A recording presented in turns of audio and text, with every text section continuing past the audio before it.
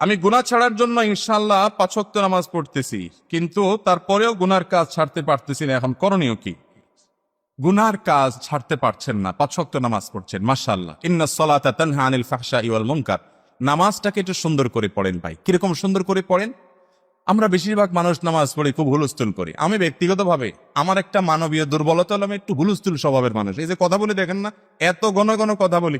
অন্য বক্তারা 1 ঘন্টায় যত কথা বলে, আমি আধা ঘন্টা তার চেয়ে বেশি কথা বলি, কারণ আমার মুখ এত বেশি চলে। এই যে তাড়াহুড়া করার একটা বদস্বভাব আমার মধ্যে আছে। এরপরও আমি মসজিদে দেখি যে আমি তাড়াহুড়া করে নামাজ পড়ার আগেও দেখি ম্যাক্সিমাম মুসল্লির আমার আগে নামাজ শেষ। আমি চিন্তা করি, হায় হায়, এরা তো আমার চাইতে মাশাআল্লাহ আরো অ্যাডভান্স দেখা যায়। ভাইয়েরা আমার, নামাজকে সুন্দর করার চেষ্টা করতে হবে। নামাজকে সুন্দর করার চেষ্টা করবে।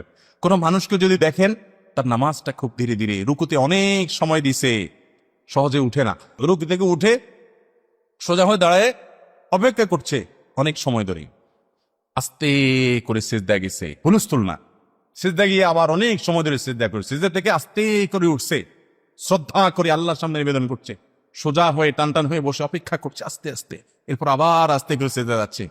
এই লোকটাকে পাইলে একটু জড়ায় ধরবেন, কারণ এ হলো আসল নামাজি, 1 নম্বরের নামাজি, এ ক্লাসের নামাজি। এরকম নামাজি অনেক মসজিদ আছে, গোটা মসজিদে একজনও পাওয়া যায় না, অনেক মসজিদে 1-2 জন পাওয়া যায়।